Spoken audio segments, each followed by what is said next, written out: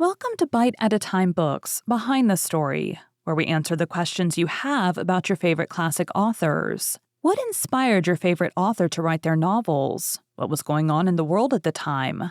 Follow along with us as we tell you what was happening in the world while your favorite authors wrote your favorite classics. My name is Bree Carlile, and I love to read and wanted to share my passion with listeners like you.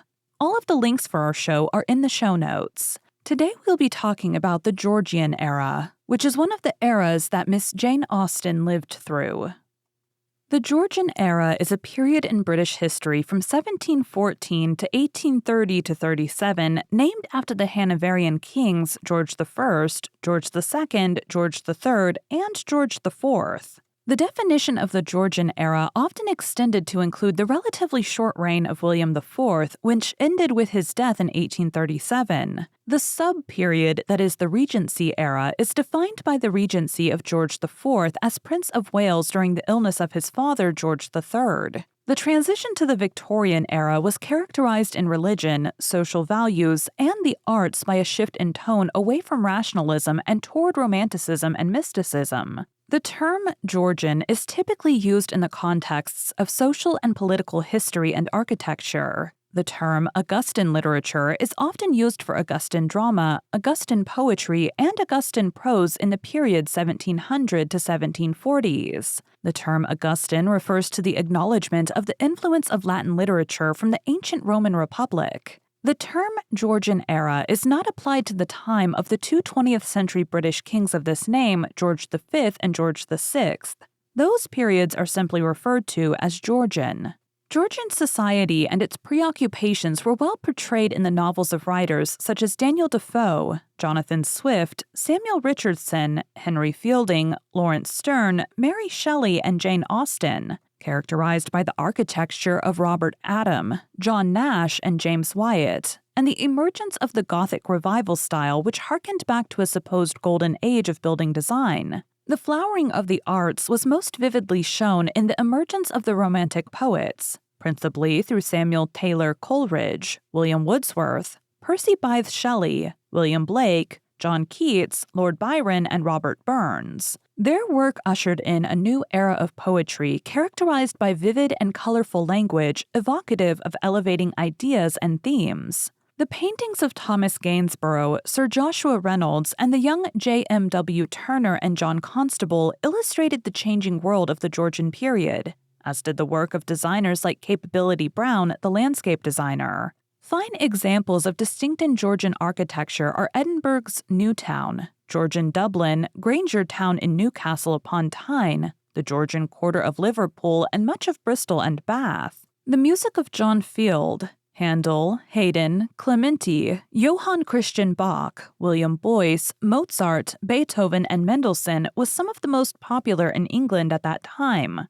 It was a time of immense social change in Britain with the beginnings of the Industrial Revolution, which began the process of intensifying class divisions and the emergence of rival political parties like the Whigs and Tories. In rural areas, the agricultural revolution saw huge changes to the movement of people and the decline of small communities, the growth of the cities, and the beginnings of an integrated transportation system.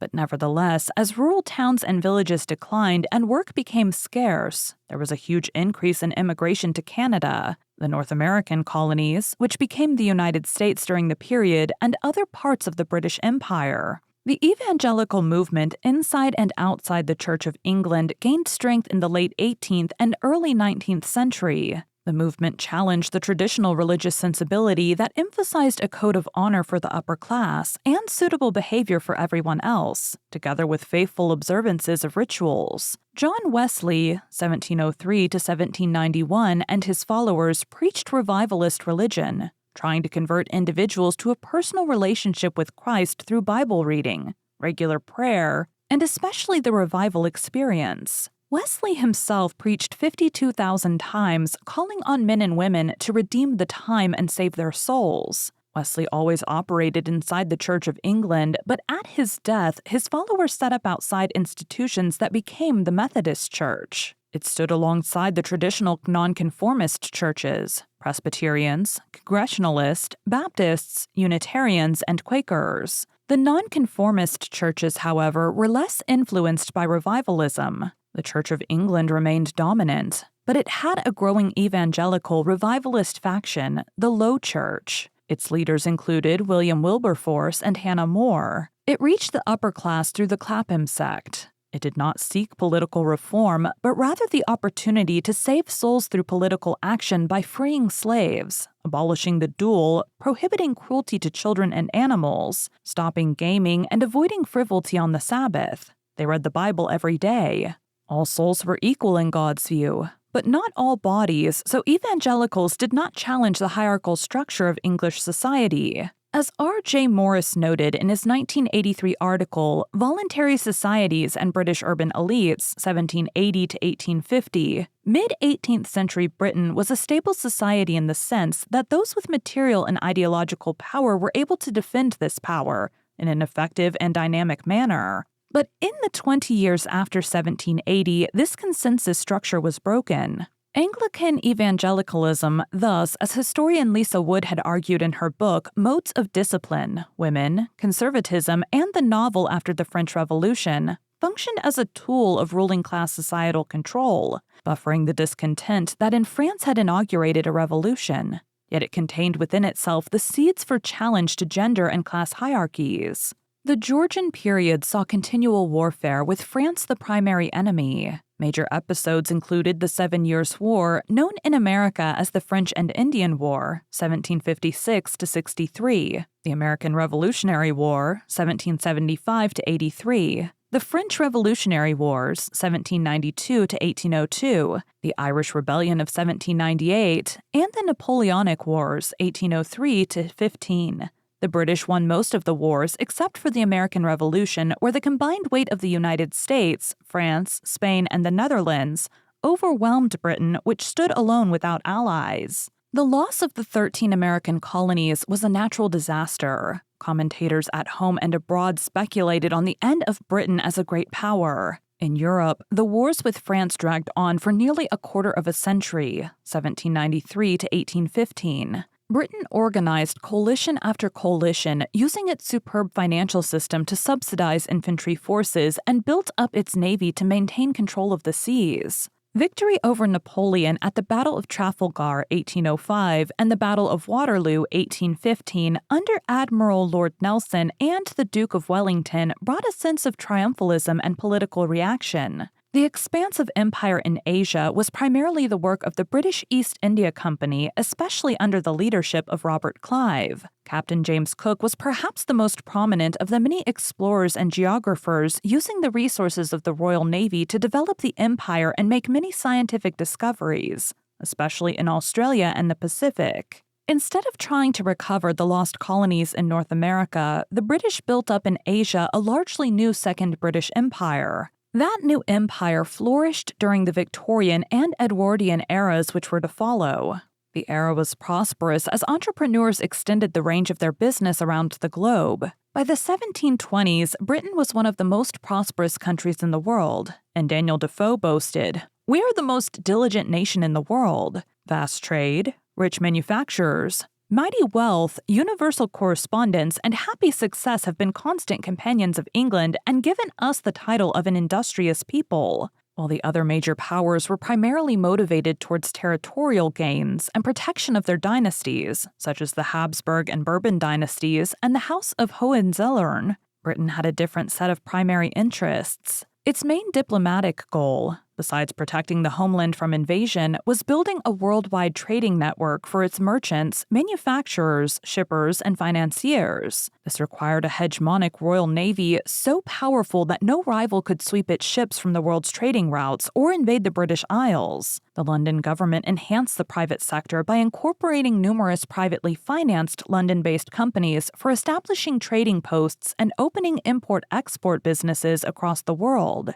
Each was given a monopoly of trade to the specified geographical region. The first enterprise was the Muscovy Company, set up in 1555 to trade with Russia. Other prominent enterprises included the East India Company and the Hudson Bays Company in Canada. The Company of Royal Adventures Trading to Africa had been set up in 1662 to trade in gold, ivory, and slaves in Africa. It was re-established as the Royal African Company in 1672 and focused on the slave trade.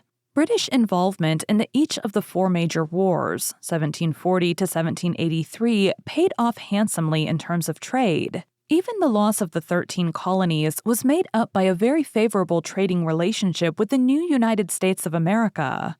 British gained dominance in the trade with India and largely dominated the highly lucrative slave, sugar, and commercial trades originating in West Africa and the West Indies. China would be next on the agenda. Other powers set up similar monopolies on a much smaller scale. Only the Netherlands emphasized trade as much as England. Mercantilism was the basic policy imposed by Britain on its colonies. Mercantilism meant that the government and the merchants became partners with the goal of increasing political power and private wealth, to the exclusion of other empires. The government protected its merchants and kept others out by trade barriers, regulations, and subsidies to domestic industries in order to maximize exports from and minimize imports to the realm. The government had to fight smuggling, which became a favorite American technique in the 18th century to circumvent the restrictions on trading with the French, Spanish, or Dutch. The goal of mercantilism was to run trade surpluses so that gold and silver would pour into London. The government took its share through duties and taxes, with the remainder going to the merchants in Britain. The government spent much of its revenue on a large and powerful Royal Navy which not only protected the British colonies but threatened the colonies of the other empires and sometimes seized them. The colonies were captive markets for British industry, and the goal was to enrich the mother country. Most of the companies earned good profits, and enormous personal fortunes were created in India. But there was one major fiasco that caused heavy losses. The South Sea Bubble was a business enterprise that exploded in scandal. The South Sea Company was a private business corporation supposedly set up much like the other trading companies, with a focus on South America. Its actual purpose was to renegotiate previous high-interest government loans amounting to £31 million through market manipulation and speculation. It issued stock 4 times in 1720 that reached about 8,000 investors. Prices kept soaring every day, from £130 a share to £1,000 a share, with insiders making huge paper profits. The bubble collapsed overnight, ruining many spectators. Investigations showed bribes had reached into high places, even to the king. The future Prime Minister, Robert Walpole, managed to wind it down with minimal political and economic damage, although some suffering extreme loss fled to exile or committed suicide. The beginning of the Georgian era witnessed rioting by Jacobite and high church mobs in protest against the Hanoverian succession, and which included attacks on the dissenters' places of worship. These included the 1714 coronation riots, which occurred on the day of George I's coronation, and the riots of 1715. In response, Parliament passed the Riot Act, which granted the authorities greater powers to put down rioting.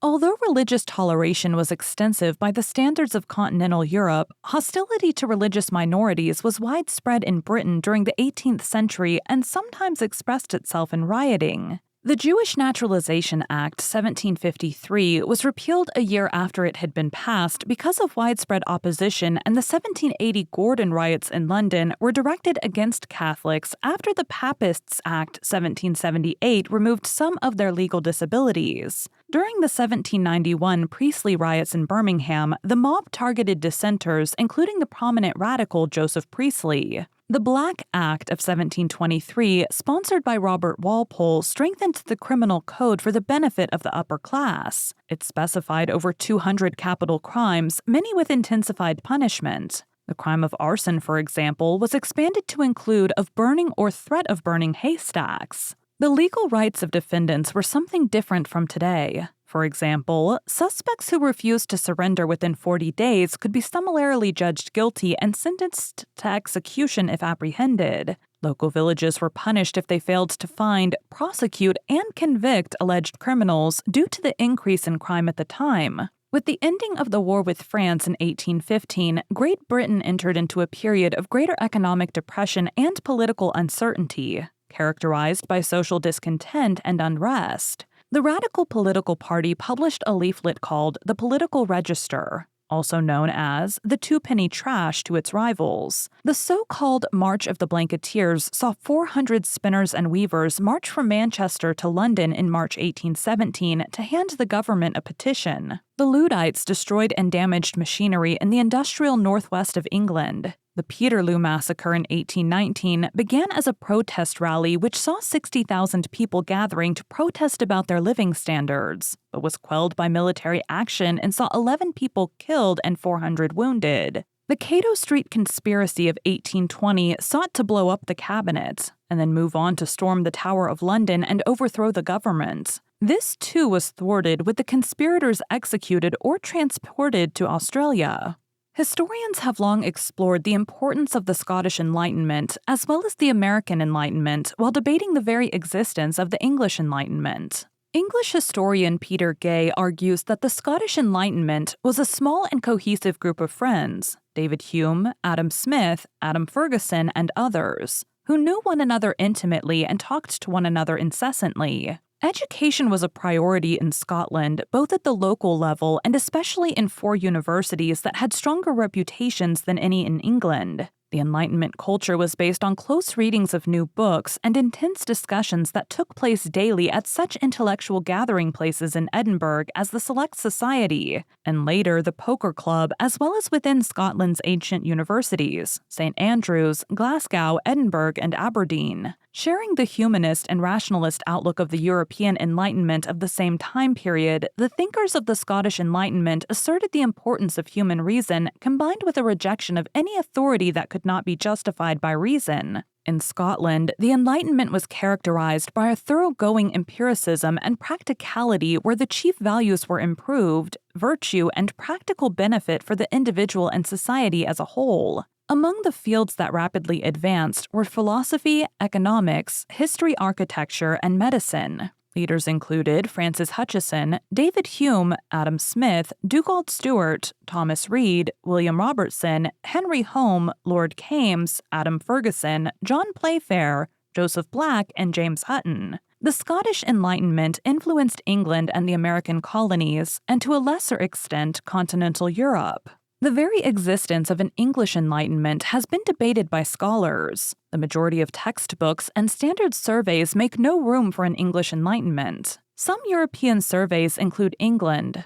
Others ignore it but do include coverage of such major intellectuals as Joseph Addison, Edward Gibbon, John Locke, Isaac Newton, Alexander Pope, and Joshua Reynolds. Roy Porter argues that the reason for the neglect was the assumption that the movement was primarily French-inspired, that it was largely a religious or anti-clerical, and it stood in outspoken defiance to the established order. Porter admits that after the 1720s, England could claim few thinkers to equal Diderot, Voltaire, or Rousseau. Indeed, its leading intellectuals such as Edward Gibbon, Edmund Burke, and Samuel Johnson were all quite conservative and supported the standing order. Porter says the reason was that Enlightenment had come early to England and had succeeded so that the culture had accepted political liberalism, philosophical empiricism, and religious toleration of the sort of intellectuals on the continent had to fight for against powerful odds. The coffeehouse culture provided an ideal venue for enlightened conversation. Furthermore, England rejected the collectivism on the continent and emphasized the improvement of individuals as the main goal of Enlightenment. The British sponsored numerous scientists who made major discoveries in the small laboratories. Joseph Priestley investigated electricity. Chemist Henry Cavendish identified hydrogen in 1772. Daniel Rutherford isolated nitrogen in 1774, while Priestley discovered oxygen and ammonia. Antiquarians and archaeologists mapped the past. In medicine, in 1717, Lady Mary Wortley Montagu introduced inoculation against smallpox in Britain, and by 1740 it was in wide usage. Guy's Hospital was founded in 1721. The Royal Infirmary of Edinburgh in 1729, Queen Charlotte's Maternity Hospital in 1739, and the Middlesex Hospital in 1745. Asylums for the mentally ill were established, notably Bethel Hospital in Norwich, 1713, a ward for incurable lunatics at Guy's Hospital, 1728, and lunatic hospitals in Manchester, 1766, and York, 1777. York was the first to be called an asylum. Historians debate the exact ending, with the deaths of George IV in 1830 or William IV in 1837 as the usual marker. In most social and cultural trends, the timing varied. The emergence of Romanticism and literature began as early as the 1780s, but religious changes took much longer and were incomplete until around a century later. The 1830s saw important developments, such as the emergence of the Oxford movement in religion and the demise of classical architecture.